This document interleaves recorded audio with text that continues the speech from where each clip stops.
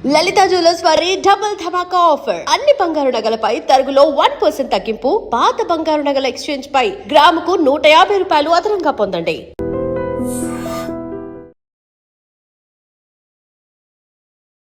నమస్కారం, welcome to I dream. ధర్మ మార్గం విత్ విజిత కార్యక్రమానికి స్వాగతం.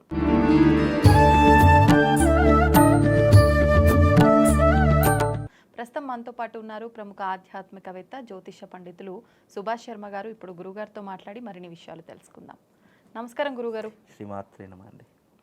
గురుగారు, ముఖ్యంగా మనకి శ్రావణ మాసంలో అమ్మవారి ఆరాధనలతో పాటు స్వామి ఆరాధన కూడా చేస్తుంటాం. శివయ్య ఆరాధన, ఇటు విష్ణుమూర్తి ఆరాధన కూడా.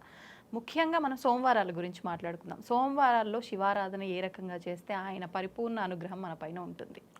తప్పకుండా తెలియజేస్తాను. ముందుగా వీక్షిస్తున్న ప్రేక్షకులందరికీ శ్రీమాత్రే నమః, శ్రీ గురుభ్యో నమః. ఓం నమో దేవ్యై మహాదేవ్యై శివాయై సతతం నమః. నమ ప్రకృత్యై భద్రాయై నిహతాం ప్రణతాస్మిత. శ్రావణ మాసంలో ప్రతి ఒక్క రోజుకి ఒక్కొక్క వైశిష్టం ఉంది. అలాగే 4 సోమవారాలకు కూడా ఒక్కొక్క వైశిష్టం ఉంది. అసలు శ్రావణ మాసంలో శివారాధన ఎందుకు ప్రాముఖ్యత అంటే గనక, దీనికి పురాణ గాథ కనుక తీసుకుంటే, క్షీరసాగర మథనం జరిగేటటువంటి సమయంలో ఆలాహలం వచ్చింది. ఆ ఆలాహలం తీసుకోవడానికి శ్రావణ మాసంలోనే మొదలైంది. అది ఆ ఆలాహలం తీసుకోవడానికి ముక్కోటి దేవతలందరూ కూడా భయభ్రాంతులు అయిపోయారు. ఒకవేళ అది తీసుకుంటే కనుక మేము మరణిస్తాము అనేటటువంటి అధైర్యంతో ఎవరూ కూడా దాన్ని ముట్టుకోలేదు. కానీ ఒక్క పరమశివుడు మాత్రమే ధైర్యంగా వచ్చి ఆ ఆలాహలాన్ని తన గరళంలో దాచుకున్నటువంటి రోజే ఈ శ్రావణ మాసము. ఈ శ్రావణ మాసంలో ఆ గరళ కంఠంలో దాచుకున్నటువంటి ఆలాహలము ఆ తాకిడి తట్టుకోలేక శివుడు విలపిస్తూ ఉన్నటువంటి సమయంలో ముక్కోటి దేవతలందరూ కూడా ఆ శివుడికి గంగాజలంతో అభిషేకాది క్రతువులు చేశారట. ఆ సమయంలో ఆ తాపము తగ్గి శివుడు ప్రశాంతంగా ఉండేటటువంటి సమయమే ఈ శ్రావణ మాసము అనేటటువంటి విశేషమైనటువంటి మాసము.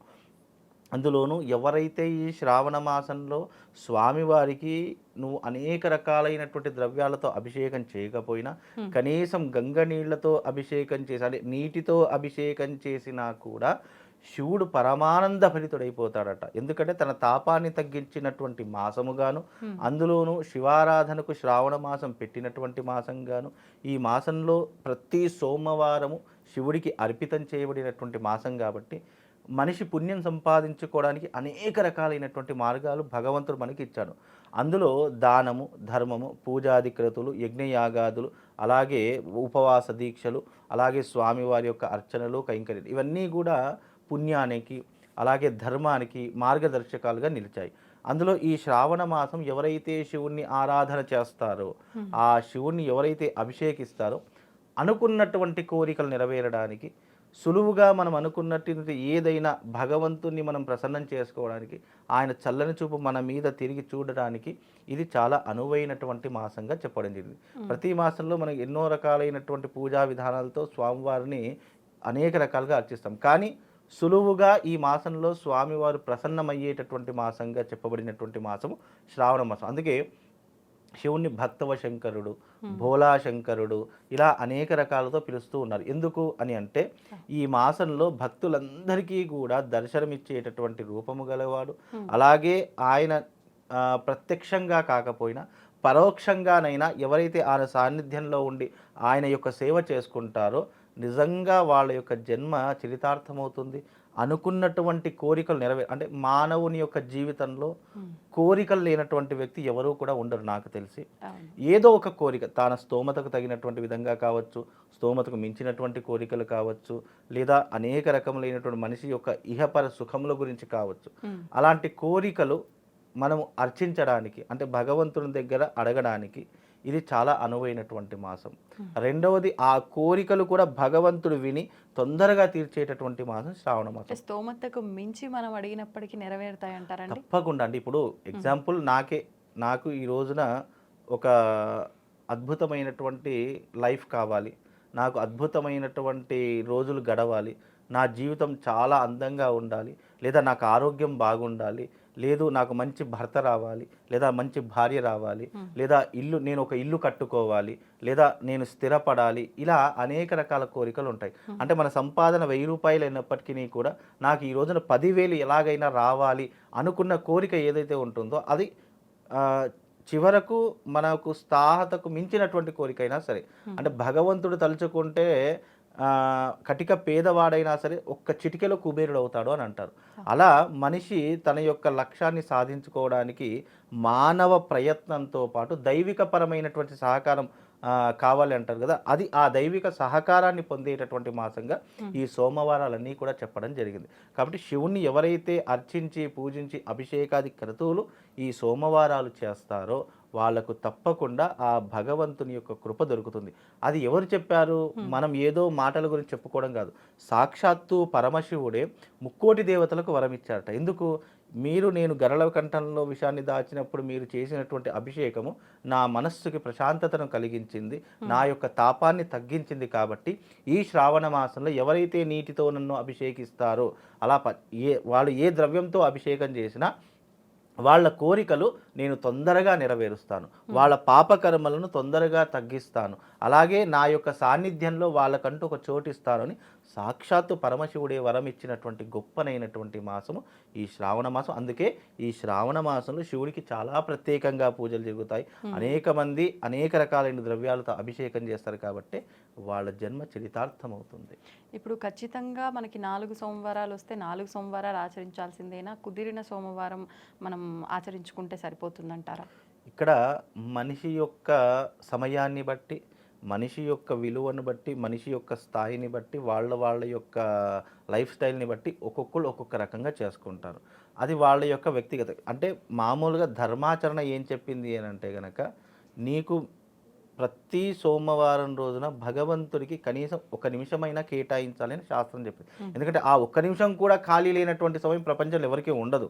కాకపోతే ఏంటంటే ఆ ఒక్క సమయం, మిగిలిన సమయాన్ని కనుక నువ్వు భగవంతుడికి ఇచ్చినా ఆ భగవంతుడు చాలా సంతోషిస్తాడనేది శాస్త్రము. కానీ ఇది పరిగెత్తే ప్రపంచం, పరిగెత్తే కాలం కాబట్టి భగవంతునికి సమయం ఇవ్వలేము అని మన నోటితో అనలేము. కాబట్టి ఇస్తే మంచిది అనేటటువంటిది శాస్త్రమే తప్ప నువ్వు ఇస్తావా ఇవ్వ. ఇప్పుడు మంచి చెడులు అనేటటువంటిది భగవంతుడు నీకు ఒక మేధాశక్తిని ఇచ్చాడు. నీకు భగవంతుడు ఒక మార్గాన్ని నిర్దేశిస్తాడే తప్ప వెళ్ళకపోవడం అతని చేతిలో మాత్రమే ఉంటుంది తప్ప భగవంతుడు నీకు వెళ్ళమని చెప్పడు, వద్దు అని చెప్పడు. వెళితే నీకు ఒక అదృష్టమైనటువంటి మార్గం దొరుకుతుంది, వెళ్ళకపోతే నీ గమ్యం అక్కడే ఆగిపోతుంది అనేది అర్థం చేసుకో. అలాగే శివుడికి 4 సోమవారాలు చేస్తారా, 1 సోమవారం చేస్తారా, ఆ వ్యక్తి యొక్క నమ్మకాన్ని బట్టి, అవతలి వ్యక్తి యొక్క ఆ భగవంతుని మీద ఉన్నటువంటి భక్తిని బట్టి అది నిరూపితం అవుతుందే తప్ప నువ్వు 1 వారం వెళ్ళినా భగవంతుడు అదే రకంగా చూస్తాడు, 4 వారాలు వెళ్ళినా అదే రకంగా చూస్తాడు. కాబట్టి నువ్వు వెళ్ళేటటువంటి విధానాన్ని బట్టి, నువ్వు నమ్మకాన్ని బట్టి ఆ భగవంతుడు నీ వెంట ఉండి ఎప్పుడూ కూడా నేను రక్షిస్తాడు. దానికి ఎగ్జాంపుల్ ఏంటి అని అంటే కనుక, భగవంతుడు అన్ని సమయాల్లో మన వెంట ఉండడు. ఎప్పుడు ఉంటాడు అని అంటే కనుక, నీకు ఆపత్కాలం వచ్చినప్పుడు, నీకు చాలా రకాలుగా ఇబ్బందులు ఎదురైపోయినప్పుడు, నీ యొక్క జీవితం అంధకారంలోకి వెళుతుంది అని అనుకున్నప్పుడు నీకు ఒక చెయ్యి అనేటటువంటిది ఒక సహాయంగా వస్తుంది. ఆ చెయ్యి పంపించేటటువంటి వాడే భగవంతుడని అర్థం చేసుకో. ఎందుకంటే ఇది కలియుగం. కలియుగంలో కంటితో చూసినా కొన్ని నమ్మలేనటువంటివి ఉంటాయి. కాబట్టి ఈ శ్రావణ మాసంలో భగవంతుడు అనేటటువంటి దానికి ఒక నమ్మకం, దానికి సైంటిఫిక్ రీజన్స్ లేదా ఎందుకు నమ్మాలి, ఇవన్నీ ఎందుకులే, వాళ్ళు ఏదో చేశారు, వాళ్ళు ఏదో రాశారు అని అంటే, వాళ్ళు ఆచరించి వాళ్ళు అనుభవించి మనకు అందించినటువంటి శాస్త్రాలలో నిగూఢమైనటువంటి ఈ నమ్మకము. అంటే హిందుత్వం అంటేనే, హిందూ ధర్మం అంటేనే, వేదములు శాస్త్రములు అంటే నమ్మకముతో కూడుకున్నవి తప్ప దానికి ఎందుకు ఏమిటి అని క్వశ్చన్ చేసేటటువంటి రైట్స్ కానీ, క్వశ్చన్ చేసేటటువంటి అర్హత కానీ లేవు మనకు. కాబట్టి నమ్మితే నీకు ఒక భగవంతుడు ఒక మార్గాన్ని ఇచ్చాడు సరే, ఆ మార్గం సునాయాసంగా వెళ్తావు. నమ్మకపోతే నీకు నష్టం కాదు, నువ్వు ఉన్న చోటే ఆగిపోతావు. ఈ రెండూ తెలుసుకుంటే భగవంతుడి యొక్క ఆంతర్యం అర్థమై నువ్వు 1 సోమవారం కాదు, నీ జీవితాంతం శివారాధన, శివుడి యొక్క పూజ నువ్వు మానకుండా ఉంటావు. ఎవరైతే శివారాధన చేస్తారో, ఎవరైతే శివుణ్ణి భక్తితో కొలుస్తారో వాళ్ళకు జీవితంలో కష్టాలు రావు. ఒకవేళ వచ్చినా దాని నుంచి బయటకు పడేసేటటువంటి చెయ్యే ఆ భగవంతుడి యొక్క చెయ్యి, ఆ శివయ్య చెయ్యండి.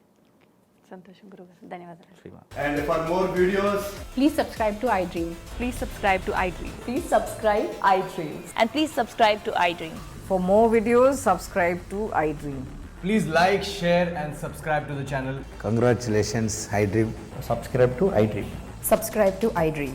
So subscribe to iDream Media. iDream की iDream team अंदर की huge congratulations. Please subscribe iDream Media. Please subscribe to iDream.